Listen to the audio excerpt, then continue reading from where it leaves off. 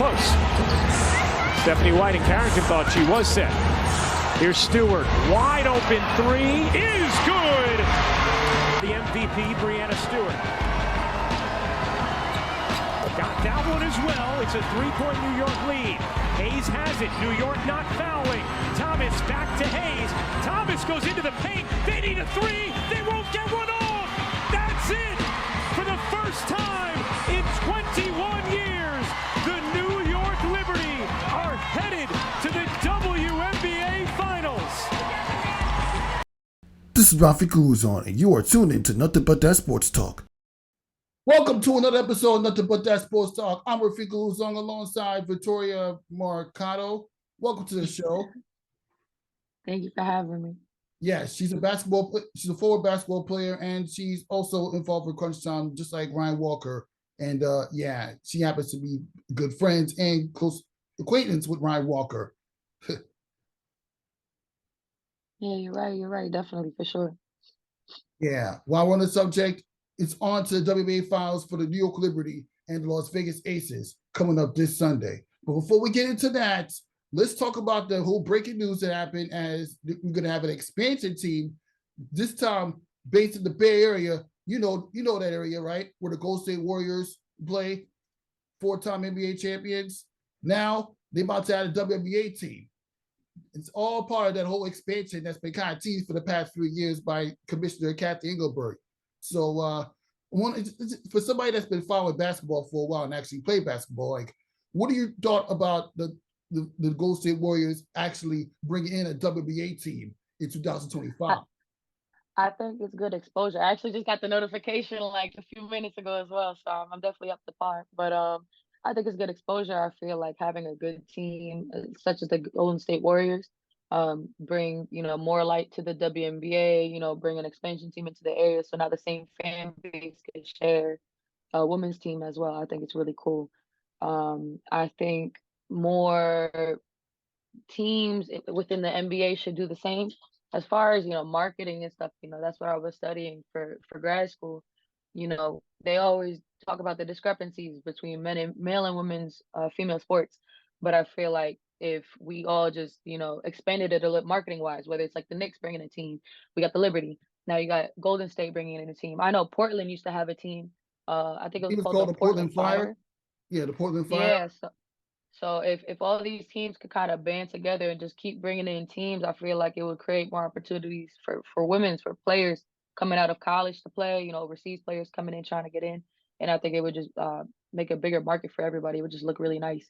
And I think it'd be profitable and it would look good, essentially. So I think it's a cool thing that they're doing over there in Cali. Exactly. The Golden State Warriors have really made themselves known ever since the days of Stephen Curry. He led them to 4 championships within a span of 8 years. I mean, of course, 3 of them came against the greatest player of all time, LeBron James. But the fact that LeBron James. all these has to say, he really cares. He's one of those people that really cares about the WNBA to a point where if a chance of expansion were to happen, you have to at least have some conversations and work your way towards that. And from a business and marketing standpoint, this is what's gonna make this league right here grow a lot. Mm-hmm. I completely agree. I think based off the conversations that I've had with friends before, they've told me, I think the WNBA needs to be a little bit more entertaining and et cetera. And I'm just like, no, I think we just need an opportunity to expand. And then you'll really see that, women's basketball, especially on the professional level, is entertaining. And it's hard work, same on both sides. So it's really cool what they're doing out there. Exactly. This is literally a big win for the New York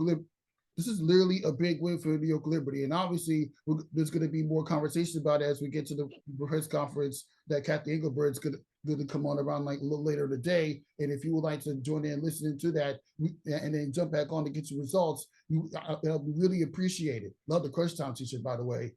Oh, thank you. I have to make sure I was prepared. I got to rep them. Yeah.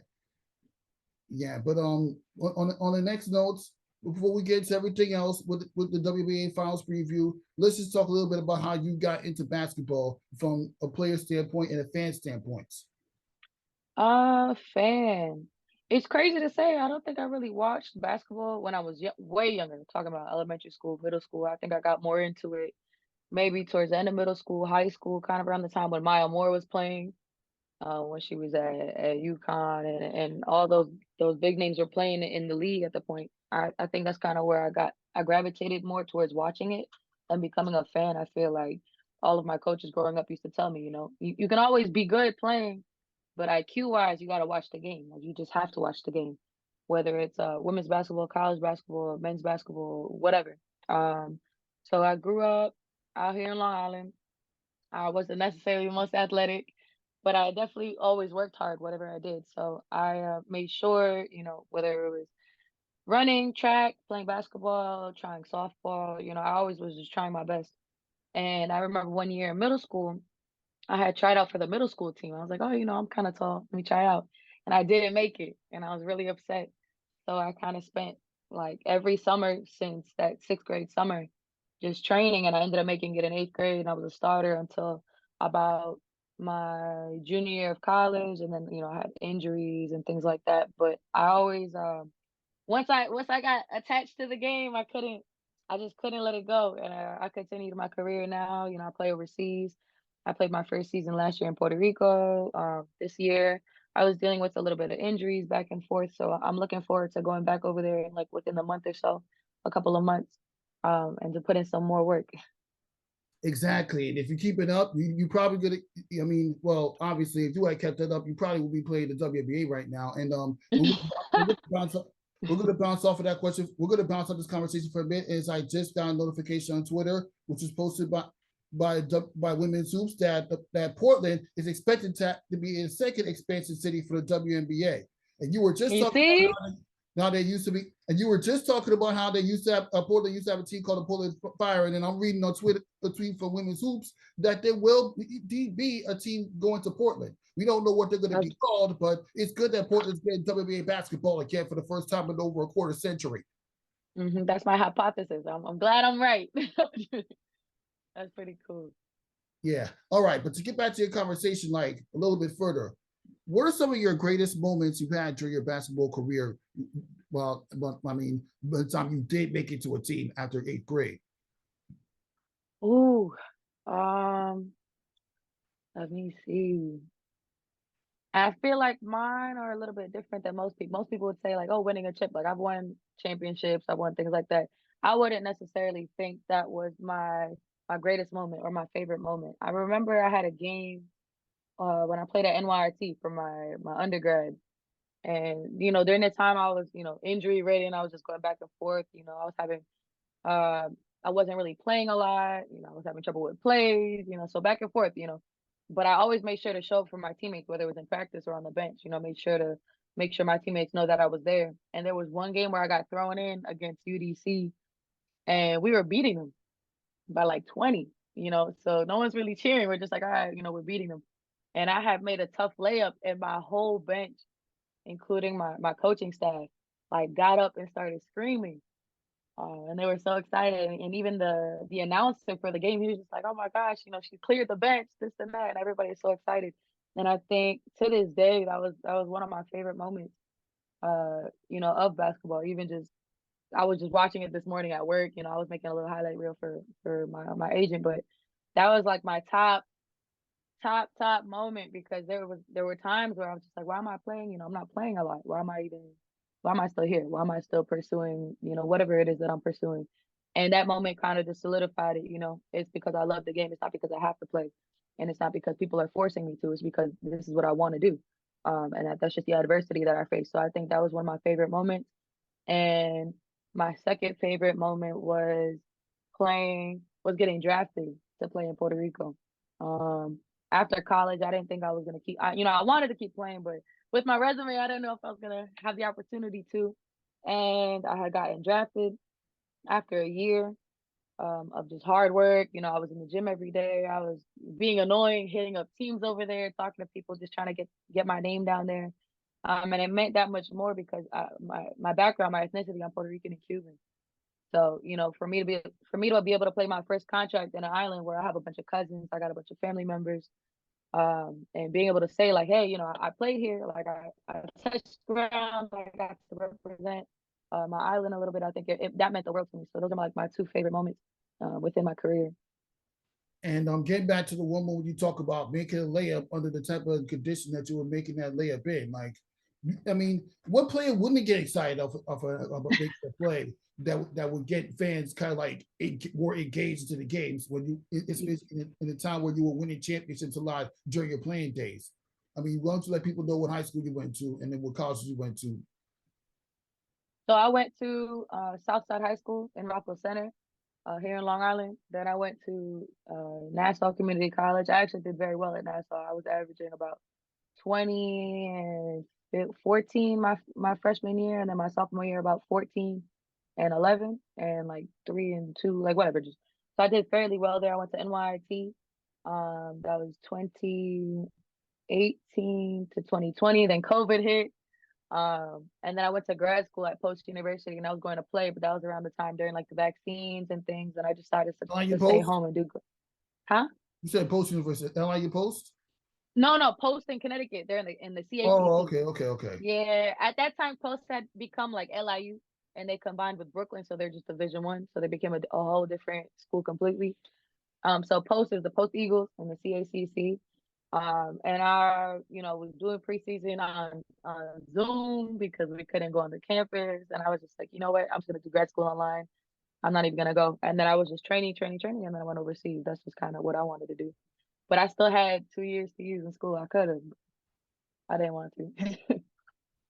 I mean, well, at least you managed to make it work. And you know, when I've had this conversation with a former basketball player from Copeland State University called Abigail, and I asked her about like being different, playing under the same coaches, different coaching styles from high school to college. Like, why don't you describe the type of coaching style that you had to transition out of and transition into when going from high school to college?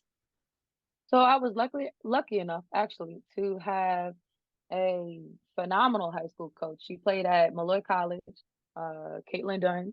So that ended up being the same conference I ended up going to for my undergrad, the ECC. But Miss Dunn, she didn't have any favorites. She didn't tolerate half-ass effort. She was just like, you're gonna learn, you're gonna work hard, and that's how you're gonna get your playing time. I don't care if I like you. I don't care if the fans like you. I don't care if you're being recruited. If you earn your spot, you're gonna play. If you don't earn your spot, then you're just not gonna play. And Southside wasn't necessarily a basketball school. It was more, athletes in general. So a lot of soccer players, a lot of lacrosse players. So we were just a running team. So we were definitely in shape. That being said, going from there to college, so my JUCO, it was not too much of a change. I think what helped was I was always in shape. But like I said, we ran a lot in high school, so I was already in shape going into college. I definitely got hurt going when I was like during the recruitment process, right before prom. So I had tore my ACL and like blew out my whole knee. Um, so my first year of college was like rehab and PT and things like that. Trying to figure out if I wanted to stay at Nassau. Then I had spoken to the coach and I was like, hey, listen, I was going to another school, but I'm here. Can I try out? Can I play? And she saw me work out and she's like, oh, then you're on the team. So I had to sit a little bit because of my knee. And then once I was cleared to go, it was, nobody could really like stop me. I was just going. I mean, a couple of times I was told to slow down because, it's not healthy. I gotta get a break. I gotta relax. Gotta rehab. But I'm always that player that's just like, what's the next thing? What are we learning now? What are we doing here? I think at Nassau it taught me more grit than anything. It taught me adversity. We weren't necessarily the best team, so we would lose a lot. But it told me, keep your head up, keep grinding, keep working hard, keep pushing forward because don't worry about this game, worry about the next game. The outcome's gonna be different. Going into NYT, New York Tech, Kenny Parham, very, very, very knowledgeable coach. My IQ grew from 0 to 100. I didn't really learn that much as far as IQ wise at Nassau. We did on a base level, but when I got to my next school, we were learning like 30 plus sets with other types of movement and this and that, and it was hard for me because I wasn't good at grasping it. And we had playbooks, we had film, we had study hall, we had work study, we had all sorts of things to balance on top of playing basketball. And it was to develop us after we graduated or to become better professionals in our field, whatever that was. So I feel like I definitely grew a lot more at NYT than any of the schools, but it was like it all made sense. Every school that I went to made sense. And when I was lacking, I ended up learning it at the next one. So I think it was really cool to see that. Exactly. I mean, when you transition in from different levels of basketball, of course you're going to see a transition within your play and based on the coaching style that you're playing under, and not to mention then the player development for yourself on your way towards playing in the pros at your hometown area of Puerto Rico. Like, why don't you describe like the whole environment of playing in your home, being able to go back to where your family originated to showcase your basketball skills compared to what would have been a WNBA career. So I'm not too far, but I'm far from the WNBA right now. But I know I was talking to my mom about this. I was like, I feel like I could get there, but it would take me to really be extremely disciplined. I'm disciplined enough where I know what I have to do. I do it well, this and that. But if I took that jump, I would have to really, really, really lock in because they are tremendous athletes in the WNBA. And I could only pray that I get there one day, just throughout my hard work and connections and things like that. But in Puerto Rico, gritty. That is the only way I could really describe basketball in Puerto Rico. A lot of guards, very fast, a lot of steals, a lot of turnovers, and they were just focused on scoring. Just score the ball. Doesn't matter how you score the ball, put the ball in the basket. It was cool because the way I ended up getting drafted was I had went to kind of like this showcase and I played against the national team. And I know a couple of girls on the national team, they're from Long Island. So it was cool. I got to see them and they're like, "What are you doing down here?" And I'm like, "Trying to play down here." Um, so that being said, it was just I know how they play. Now you got imports. Now you got people that are not from the island that are coming in to help out. So you just gotta kind of adapt. There's just adaptability. I heard when you go to Europe, it's a little bit different. When you go to Asia, it's a little bit different. Africa's a little bit different. So each country that you go to, if I could like recommend anything or say anything to people, it would just be to go in there with an open mindset and just go in there to go get yours. Do what you got to do to the best of your ability. Find your niche. Find what makes you marketable as a player. Because now, if you do your thing wherever you are, your name will travel far. And if they're looking for a guard or they're looking for a forward, they're gonna think of you. So I mean, Puerto Rico, I feel like it was a good start. And it helped develop me, whether it was just professionally off the court, because we did go through certain things. Like we went through a hurricane my first month in Puerto Rico. So, we had no water, no power, things like that. So it just helped me learn that way. Then, I got put on a team, I got traded. So I was learning different coaching styles within the same environment on the island. So overall, I mean, it was a great experience. Can't wait to go back. And the fans were amazing. I mean, the fans are on the men's side, they're ruthless. They are just, depending on the town you go to, they are just ruthless, ruthless, ruthless. But on the women's side, everybody, they love women's players. Some towns don't have a men's team, so they have a women's professional team. So they all go to the games and a lot of support, a lot of love. And, I don't have not one bad thing to say about playing in the BSNF. Wow, that's just amazing. That's a long journey right there, Victoria. I A mean, long one. when you play when you play in the pros and it was in a foreign country, of course you're going to run into have different fan perspectives between the men's and the women's side. But one thing's for sure, just like in America, you're bound to find at least a small chunk of people that love the women's basketball league. Women's basketball. Yeah. A lot of them would say we need more teams. I think there's about 13 or 14 men on the men's side in the BSN. And we have about maybe 8, maybe. So they were talking about putting in new teams. This past season, we actually just got 2 new teams. So, it's on the up. The only way is up. And hopefully they get a little more teams, more competition, more games.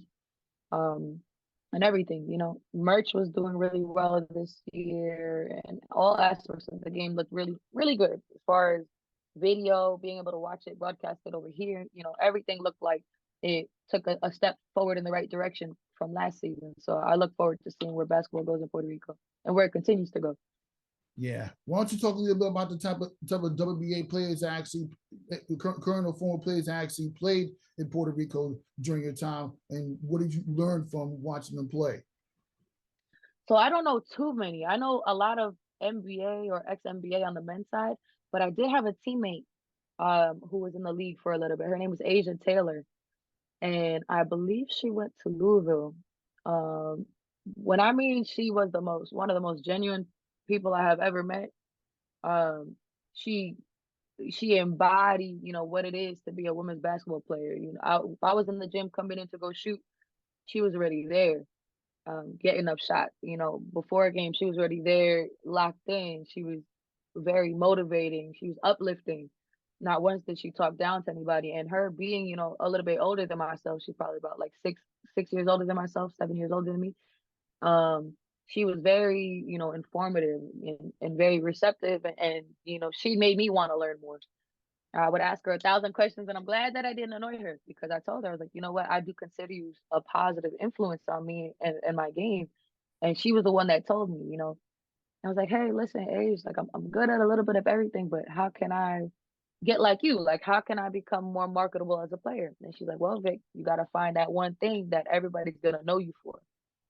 And I was like, oh. And she's like, yeah. So if you're a guard, she's like, shoot the ball. She's like, if you're a point guard and you have like 10 assists a game, then you better have 10 assists a game every game. That's just what you got to do. And when she told me that, and then I came home after my contract, I made sure to get in the gym and kind of find out what my specialty is. Like, I'm good at everything, but what can I get known for? What will I be known for? So I think there were so many takeaways through every conversation that we had. And I think having her as an influence on our team as a veteran and as an import, which is somebody more marketable in general, I think it was really cool learning from her, and it was just awesome. Even Jen O'Neal played at Kentucky. She's from New York. Tremendous point guard. Yeah, her IQ is insane. Her and Asia are around the same age, and that was all my first team at Mocha. Just insane. Just learning and hearing the way that they put the game together, or hearing how they would talk to the coach, on a personal level, and be like, hey, why don't we do this instead of that? And just with confidence. It was cool to see players at that level, like the level that I would like to get to. Just the game is easy. Like, it's not hard anymore, because they know it so well that it's just they're doing it because they love it, not because they have to. And they know it so well that it trickles down to all of us, whether it's the rookies or the vets or the people that played 2 years. So having them two on my team was awesome. On my second team, I had Akila Mays. I think she was NC State. She played at, I think she was in the league for like, I think a year or 2 years, 2 years. Another one, forward, tall, lanky, but she got in there. And watching her play and seeing how she just played, it was fun for her.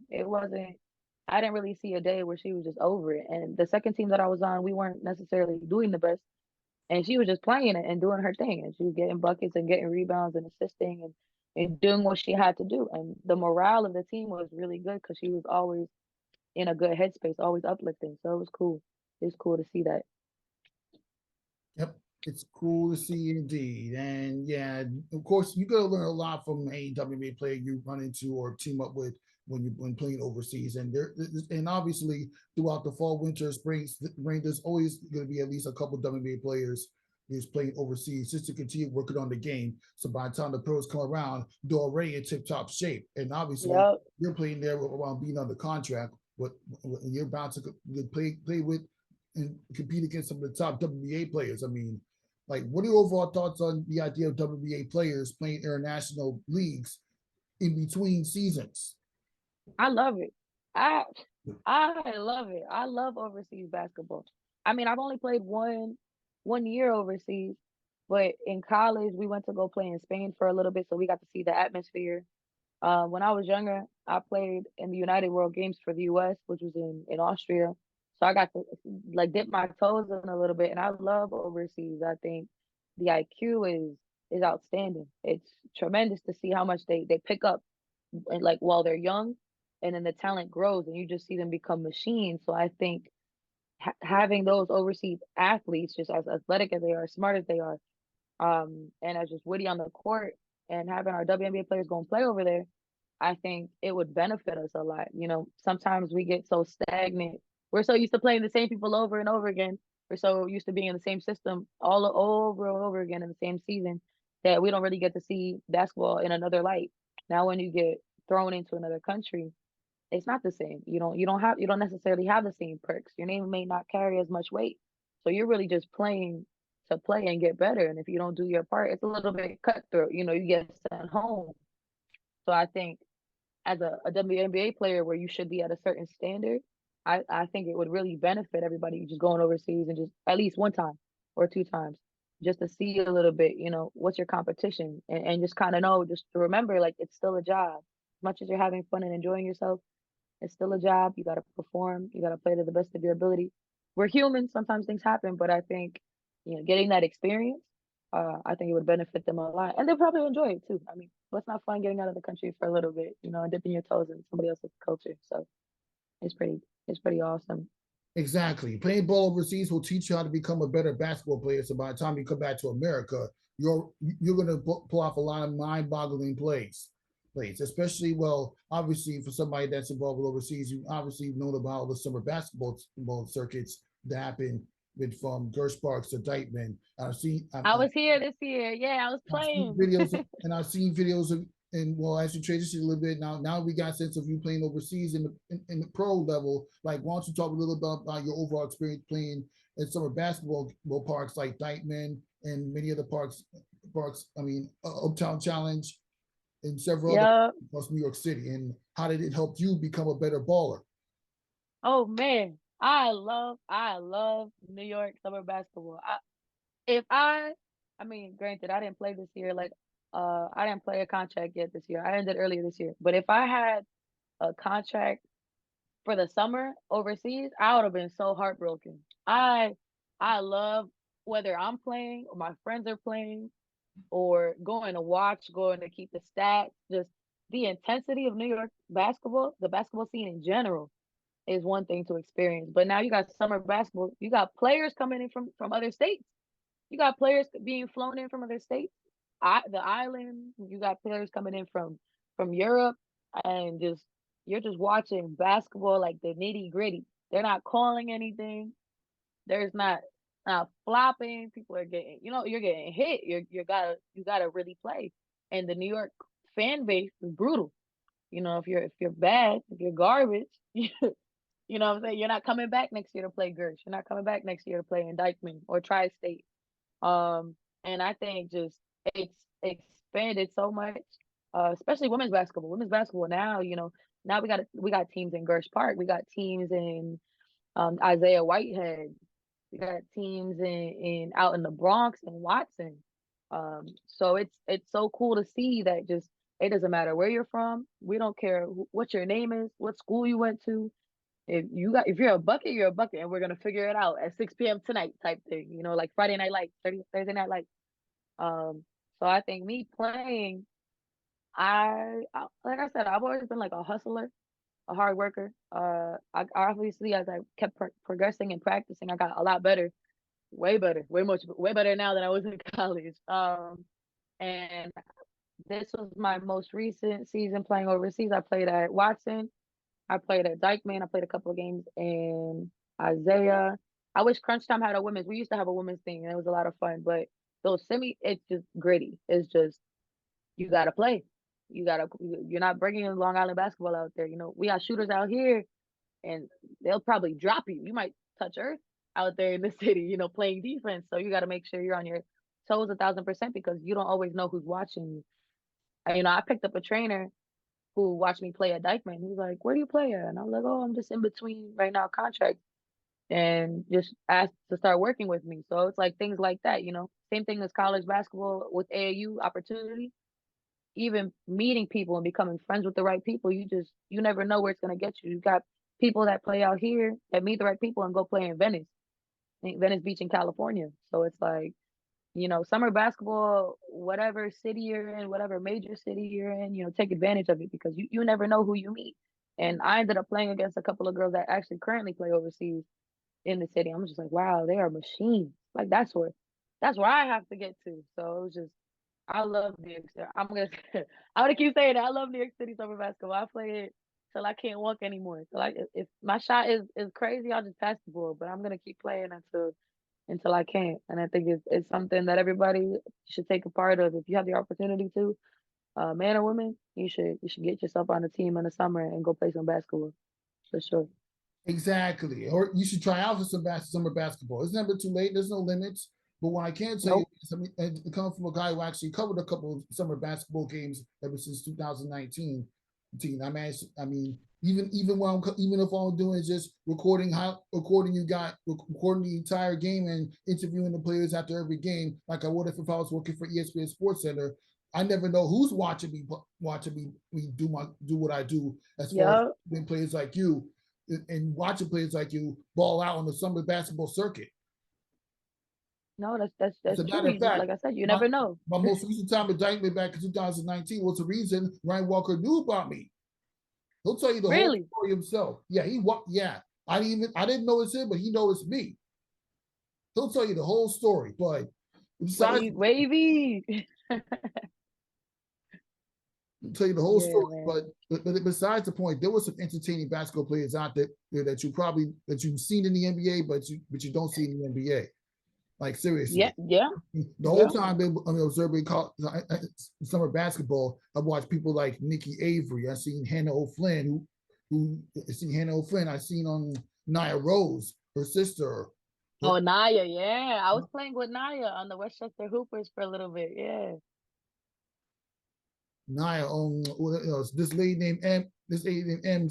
Who owns her own pizza spot on Public Service of Affection. Shout out to her. I can't wait to taste that new pizza spot all the way up in downtown Brooklyn. You should probably get yourself a slice of that.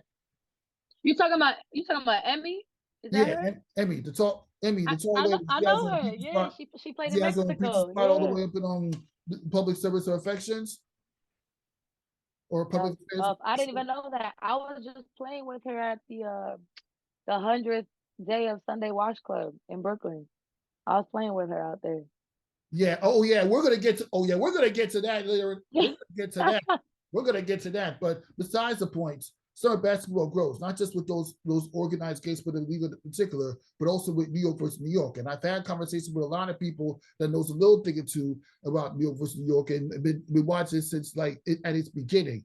And Gersh Park managed to win 4 of the last 5 championship seasons. Yeah.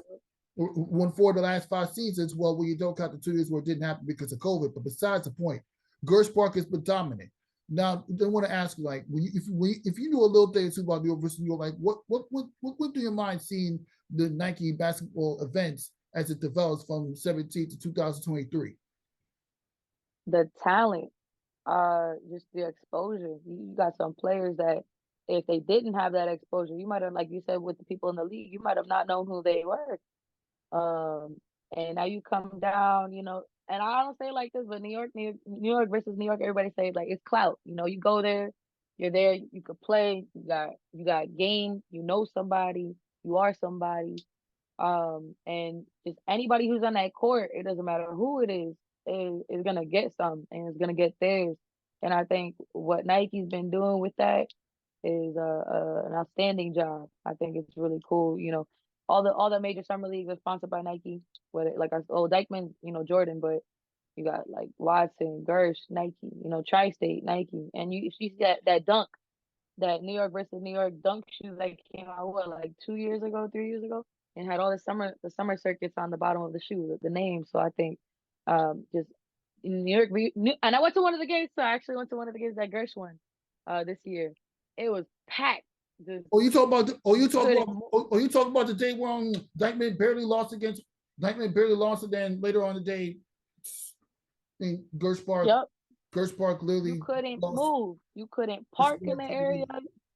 where Gersh Park lost against Lincoln Park. But don't worry, we redeemed himself. Don't worry, we did redeem himself and took him out when it mattered the most. No, for real. Like that's what I'm saying. It was just the atmosphere was insane. I got chills. I got chills thinking really? about I it. was sitting with Wavy Walker. Where were you sitting at? I was sitting. Where was I sitting? I got there late. I got there like in the second half. I know somebody who I don't know what his position is, but he works for like New York versus New York. So he just like, oh, pull up, pull up. He comes to the wash club. So I was like, all right, like I'll come check it out. And I was just like, I got no space. I just got no space to move. But the talent is super cool. The talent was super cool this year. Yeah, trust me. It's insane. Yeah, it's insane. Even the crowd, even the fan engagement in New York is insane. Monica McNutt covered games down there. She'll tell you. And yeah, let's not forget. I remember I had a moment where I went to New York versus New York event at Dykeman. If you not, let's just say, if you're not early, you're not gonna get in. If you're not, You're not. if nobody knows you, you're not gonna get in. I don't care who You're you not getting are in. or how big you are. It's the same thing like with the New York World Basketball Festival that happened a couple weeks ago at Lincoln Center. Yes, I was there too. Yes. I mean, yeah, I only got, yeah, I only saw the museum portion of it, but I didn't get to see the whole entire basketball court for the inside. But Bianca Pierre was doing the hosting. Bobby seeing Monica McNutt were doing play-by-play for those games. Yep. Especially with Ian Jackson was ridiculous. Yep. Yeah, Ian, he was wilding. Ian Jackson, or Captain Jack, as Bobby C always calls him. That was Yeah. ridiculous. I mean, well, since you got to be there, like, why don't you talk about your overall experience of being at Yankee World Basketball Festival? That was crazy. I had to leave work early. That was that was insane. And it's crazy to see how it just popped up out of thin air, because it wasn't like that before. That space. But um everybody who was anybody was there. Everybody was repping Nike. You got the talent, even on the women's side too. On the girls were running like they were. You would have thought So most you of them think were college players. Too. So you think I've seen some of the consolation games and the early games. I mean, obviously, yeah. If they You were, would have thought they were in college. You wouldn't have thought they were committed, or you would have thought they were already, you know, freshmen, sophomores. By the way their IQ, the way they were moving, the way they were hustling. I was just like, oh, like the talent nowadays is just surpassing everything. Whether it's exposure, whether it's what they're able to obtain, by trainers or weightlifting or things like that. It's just you just see it from when I was younger in comparison to now. The game is so different. And I used to say I didn't like the direction that the game is going, but I do like the direction that the game is going because I feel like a lot of people you're putting in more work, more work to be better than this person, more work to be better than that person. And I think that skill wise, that just everybody's gonna excel that way. how early did you get there? Because when you get there, it's obviously it's going to be packed. No, it was a lot of people. It was a lot of people. It was a lot of people. I like wiggled my way in there. I was just like, "Oh hey, how you been? And I and I just made my way in there. But a lot of people couldn't really move. A lot of people couldn't really get seats. A lot of people, they were just on the outside. Yeah, that's the thing I don't like about that. Nike needs to do a better job with the organization. I get that there's a small amount of seats, but still, yeah, they You really, gotta understand though, it's a hub. You know what I'm saying? It's the hub. It's the basketball hub of the country. If you know it's gonna happen, you got people flying in. You got tourists that are already here. So whether it's like put like seats and like just layer them up, or you gotta figure it out. But the atmosphere was really cool. I think overall they did a good job. Seating, yeah, but you can't accommodate thousands and thousands of people unless it's an arena. yes, yeah. Nike Summer Basketball really gets you invested big time. Heck, he even got Sabrina Ionescu going all the way down to Lincoln Park. Yep. Kyrie popped up too, I think at Dykeman. At Rucker. No, at Rucker. He popped up at Rucker. NBA players are never NBA WNBA will never miss a beat when it comes to summer basketball. Just like you can't, nope. and I mentioned Sabrina Ionescu. The New York Liberty are back in the WNBA Finals for the first time since 2002, going up against Las Vegas Aces. Yeah, this has got to get you hyped. This is the team I picked to win it all. It's probably gonna take them 5 games to do it, but I don't care. I'm confident New York Liberty are going to win. I want to get your overall impression about this Aces versus Liberty super team matchup that's been built up since the off season. Woo, man! I'm gonna sound crazy saying this. I've never been one person to like like one team. I like players, and they both have a stacked team.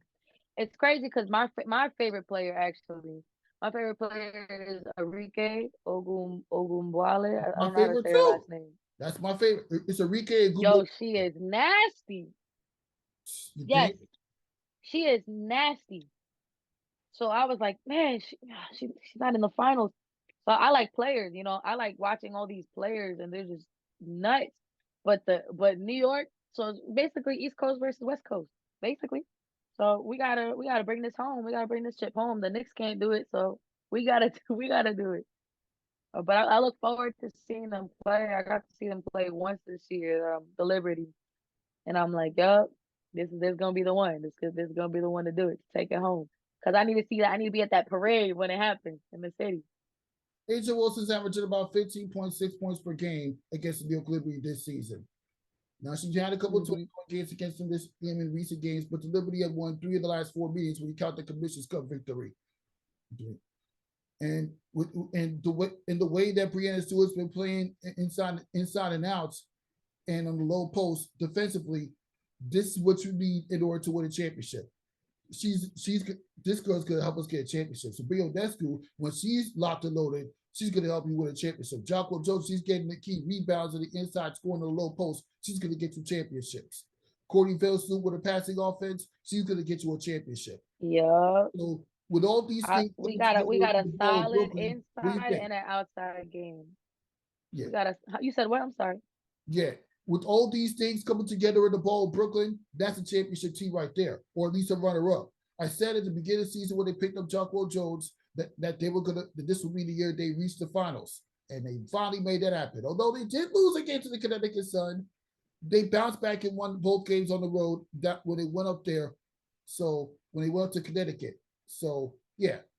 So overall thoughts on the Liberty's run to the finals?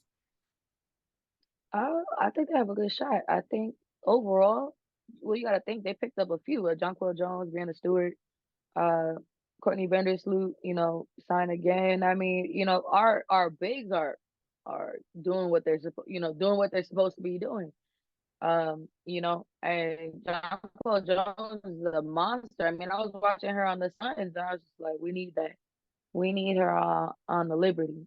So when they took bits and pieces, they literally just made a super team. That's what they did. But if you think about it, the Aces had the same thing. That's why they won last year. So now I think it's super team against super team. Everybody fits their role properly, and if everybody comes to play, I think it's the eighth, right? The eighth is game one.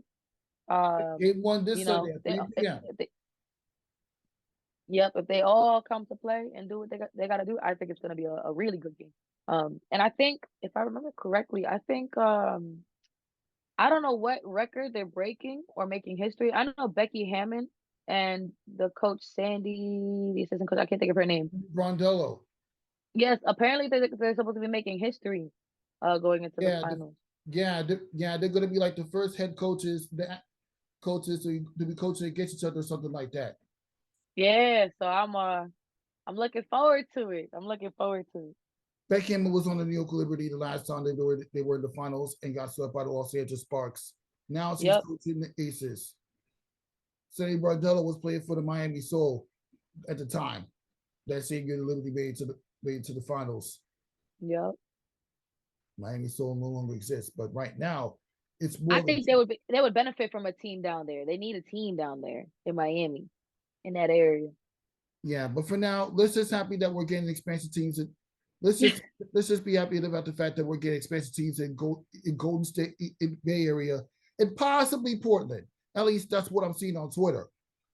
That's what I've been seeing. I've been hearing a little birdie told me that, so hopefully it happens. And that's a good, like I said, a great step in the right direction. Yep, great step Mhm. indeed. I'm talking about the logo right over there. But now, Yeah. outside of the players that you met when you were overseas, like what New York Liberty player have you always looked up to the whole entire time watching the W? Hmm. I can't say that I have. I sound like a traitor. Um, I don't think. like I said, I didn't really watch any New York Liberty like games like that until within the last couple of years. My players in the league when I was really watching the W, it was like I said, Maya Moore. Maya Moore was like that was my girl. I was watching every game she played. And it was just like I remember I told you about my teammates overseas, they played because it was fun. They played because they enjoyed the game because they had that heart and that passion for it. If you don't play like that, I don't want to watch you play and play like, because you're getting paid. I want to watch you play because you live and breathe this, you know what I'm saying? This is what you want to do. Um so as far as that, like I said, my player right now, Enrique, she plays, she's hustling. You know, Asia Wilson, she's hustling, but you could see it. Like you could Yeah. see True that's her. hustler, resilient inside defender, really knows how to get to the cup. She can shoot the mid range, she can shoot the three, and she can also get you the low post as well when she's not being defended by Mhm. taller players. That is, and I know it's That's a what I'm taller saying. player that blocked her from reaching the finals in 2021, named Brittany Griner. So Brittany Griner. That's what I'm saying. So it's like players like that, I want to feel your intensity. I want to know that what you're going through while you're playing. Cause I play myself. Some fans may think it's too much, but I know what it takes. I know all that hours that you put back there. I know all the injuries you've gone through, whether it's you got family problems, you got home life, all that stuff. And then to watch you play like that is phenomenal. What they do every day in and out, it's phenomenal. Like there's no comparison. So whoever it is in the league, you made it there for a reason. You know, that's how I look at it. whoever it leads, indeed. And yeah, one last thing. We gotta talk about your experience playing for the Sunday Watch Club. Like, was that your, how long have you been like playing for the Sunday Watch Club? And what has it taught you as far as becoming a better basketball player, playing alongside guys, people like Gerald Henry, Grady Diaz, and me? Man, I'm trying to think. I think I started after crunch time. So I played one, and then crunch times were on Sundays. So I was a little preoccupied, with summer league and making sure everything was good with the stats and averaging it out. But when I did play, I played about four to five times at Sunday Watch Club downtown in LES, and it was awesome. The environment was cool. They were, when I go to most open runs, especially when they're co-ed, I don't feel like I get the ball like that until I show them that I can play. But they were, very welcoming. They were just like, we know, if you're here, you either currently play or you used to play, but regardless, you're still a bucket, and it's like a closed invite. So, very welcoming, teaching me certain things. I remember there was a guy, one of the assistant coaches on the Nets. He was at the hundredth anniversary, and he was killing it. And I was like, wow, like that. He's like, yeah, I used to play pro overseas. I don't play anymore. I just coach. And I was watching, like, imagine him in his heyday. Like imagine him when he was playing, or things like that. You got other girls. There's like, oh, what is she? She runs the buckets and brunch. Her name is Emily, I think. Her 3-point game, she shoots like 10 feet behind the three. Like if it's a layup. And I was watching like, wow, this is great. But they got such great morale and nobody's arguing. There's no problems. It's really just basketball. We just came to go play basketball for like 2 to 3 hours and then go hang out afterwards. And it's just cool. I like it a lot. I think Jarrell Harris is doing a really good job of just making sure everything is good and up to par. And I would recommend it to anybody if you want to go, take a day off on Sunday and go play ball in the city. I would like to play ball with you guys as well. I mean, I'm not no former basketball player, but I would love to play ball with you next time you go. For sure. Let them know. All right. Well, that wraps up this episode. Nothing but that sports talk. Thank you for stopping by and get ready for the WNBA Finals as the New York Liberty look to bring home the championship and the first championship in franchise history and the first championship ever won by a basketball team in the New York area since 1973 New York Knicks. Let's get this W. For Victoria Mercado, Rafiq Lewis on. We'll see you next time.